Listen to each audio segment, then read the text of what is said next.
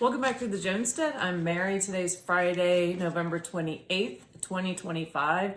And the Department of Homeland Security put out a press release on Wednesday saying that a Virginia high school vice principal and his brother were arrested for plotting to kill ICE law enforcement officers.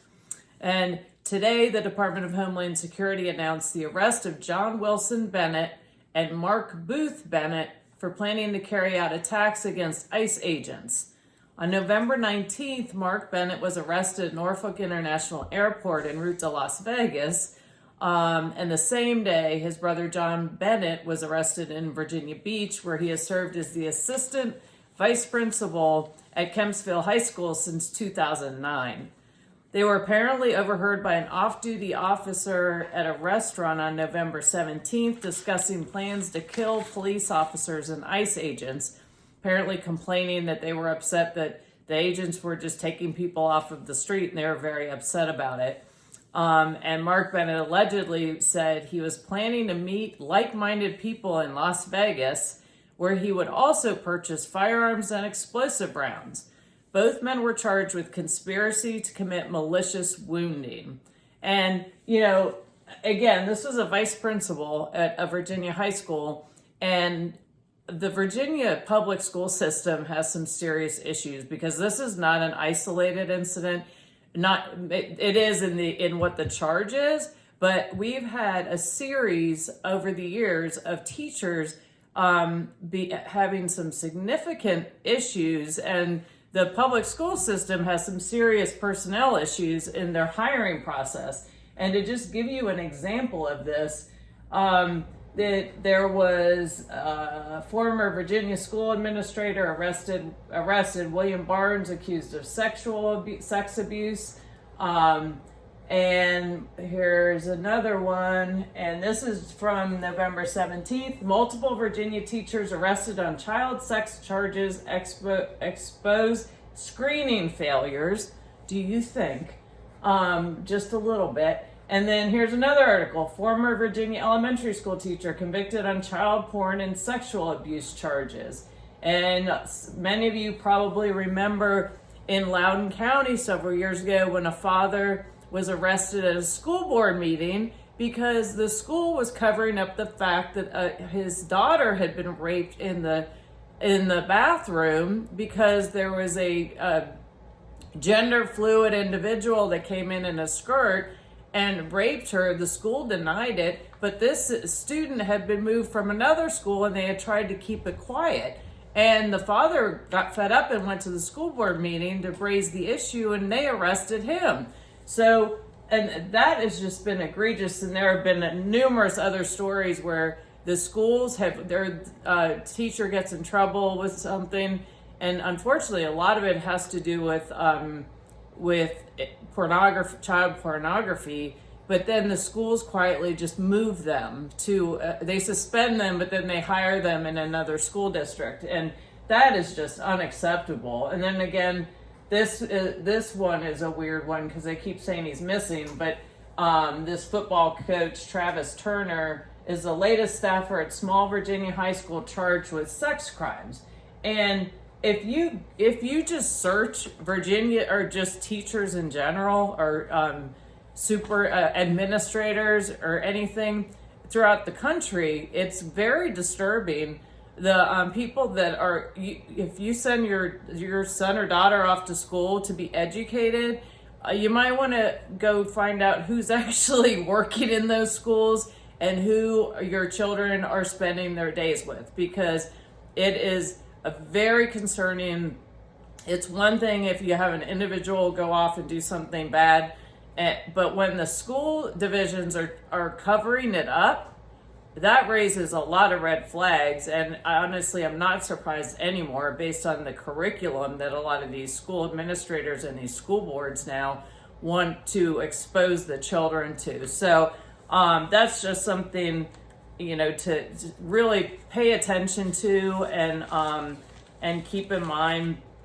And, it's unacceptable, and it's really sad, the state of the public school system in this country, and it has just gone in such a negative direction, and I feel bad. I know there are some good teachers out there, but I'm sorry, you're in a system that has turned into quite an evil system. But anyway, that is that's my commentary on that. But we'll follow the case with these two brothers and see where that goes, because they have been charged. And so, it'd be nice to see people held accountable for crimes, because that has also seems to have been lacking in the last decades.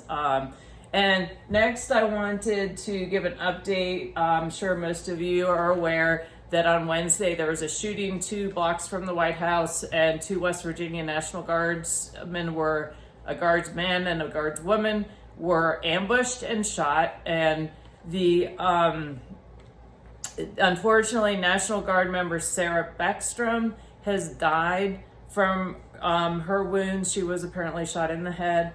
And Andrew Wolf, who's the other guard member, he remains in critical condition, the last report that I saw.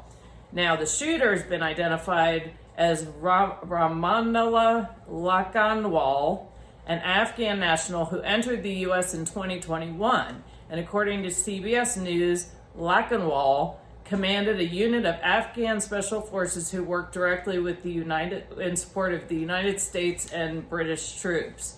The CIA chief said the suspect, worked with the agency during the war. The CIA spokesman said, quote, he previously worked with the U.S. government, including the CIA, as a member of a partner force in Kandahar that ended in 2021. In a separate statement, CIA Director John Radcliffe said the Biden administration justified bringing the alleged shooter to the United States in September 2021. And Trump has subsequently announced that the United States has paused processing of all immigration applications for Afghan nationals following the shooting. And I'm sorry, but we need to close our borders, and so that we can find out who is in our country right now and who's here legally and who is here illegally. And I don't know why we continue to be processing and bringing more immigrants into our country when we need to batten down the hatches and bring law and order back into our own country, because we saw our borders wide open and a lot of bad gang members, individuals coming, just literally flooding across the border. And then were handed bank cards by the Biden administration. They were provided housing. In fact, this suspect was provided housing. And so we shouldn't, it's unfortunate, but when you're 2 blocks from the White House and you have National Guard around, you would assume you're in a pretty safe area. Absolutely not. And we have to pay attention to the fact that we probably have sleeper cells in this country. We have people in our own government that hate the United States of America. And so it is more important now than ever to use situational awareness when you're out and about. You just can't assume. You don't know who you're standing next to.